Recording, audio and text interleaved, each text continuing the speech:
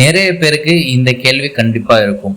ஒருவேளை ட்ரெயினை மிஸ் பண்ணிட்டா அந்த ட்ரெயின் டிக்கெட் என்ன ஆகும், அதே மாதிரி அந்த ட்ரெயின் டிக்கெட்டை வச்சு வேற ட்ரெயின்ல டிராவல் பண்ணலாமா அப்படிங்கிற நிறைய சந்தேகங்கள் வரும். நான் சொல்றது பார்த்தீங்கன்னா, நீங்க ஸ்லீப்பர் கிளாஸ் புக் பண்ணியிருந்தீங்கன்னா இந்த மாதிரி குழப்பங்கள் உங்களுக்கு வர்றதுக்கான வாய்ப்புகள் இருக்கு.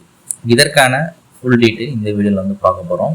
முக்கியமா ஒருத்தவங்க ஒரு டிக்கெட் புக் பண்ணியிருக்காங்க அப்படின்னா அந்த டயத்துல அந்த ட்ரெயின்ல போயிட்டு அவங்க ஏறி டிராவல் பண்ணணும். அப்படி டிராவல் பண்ணல அப்படின்னா அந்த டிக்கெட் செல்லாது. ஆனா அந்த டிக்கெட் வச்சு என்ன பண்ணலாம் அப்படிங்கிற ஒரு முக்கியமான ஒரு ஆன்சர் பார்த்தீங்கன்னா இந்த வீடியோல பார்க்க போறோம்.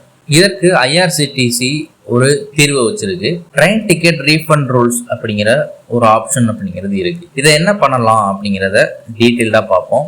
நீங்க அன்ரிசர்வ்டு டிக்கெட் வாங்கியிருக்கீங்க அப்படின்னா அது பிரச்சனை இல்லை. ஒரு ட்ரெயின் போச்சுன்னா இன்னொரு ட்ரெயின் நீங்க அன்ரிசர்வ்டுல ஏறி நீங்க போயிடலாம். ஆனா இதுவே ஸ்லீப்பர் கிளாஸ்ல பண்ண முடியாது. ஏன்னா அவங்களுக்குன்னே அந்த இருக்கைகள் ஒதுக்கப்பட்டிருக்கும். அதுல போயிட்டு நீங்க டிராவல் பண்ண முடியாது. இப்படி இருக்கிற பட்சத்துல ட்ரெயின் மாறி ஏறிட்டாலோ அல்லது ட்ரெயினை மிஸ் பண்ணி இன்னொரு ட்ரெயின்ல நீங்க ஏறிட்டாலோ ஸ்லீப்பர் கிளாஸ் ஏறிட்டாலோ உங்களுக்கு டிடிஆர் ஃபைன் போடுவதற்கான வாய்ப்புகள் இருக்கு. இந்த நார்மலா ஜெனரல் டிக்கெட் வச்சுட்டு நீங்க மெயில் எக்ஸ்பிரஸோ சூப்பர் ஃபாஸ்டோ ராஜஸ்தானி அல்லது வந்தே பாரத்ல நீங்க டிராவல் பண்ண முடியாது. இது பிரீமியம் ட்ரெயின்ஸ், இதுல நீங்க டிராவல் பண்ண முடியாது. நார்மலா இருக்கக்கூடிய எக்ஸ்பிரஸ்ல நீங்க ஜெனரல் டிக்கெட் வச்சுட்டு அன்ரிசர்வ்ல நீங்க டிராவல் பண்ணிக்கலாம்.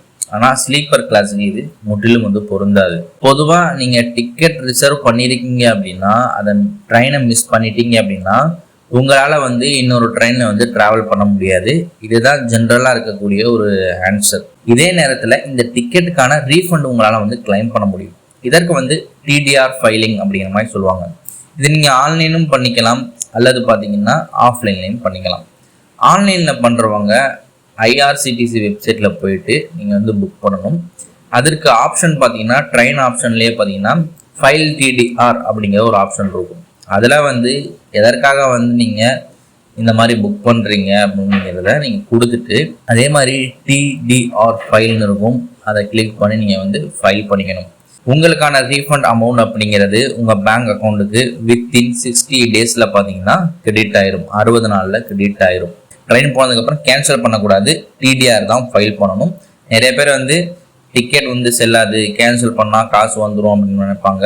அப்படி கிடையாது. டிடிஆர் ஃபைல் பண்ணுறதுக்கு ஆப்ஷன் சொல்லியாச்சு, அதை யூஸ் பண்ணி ஃபைல் பண்ணிக்கோங்க. இவ்வளோதான் பார்த்தீங்கன்னா வீடியோ. நெக்ஸ்ட் வீடியோவில் பார்த்தீங்கன்னா பார்ப்போம். பாய்.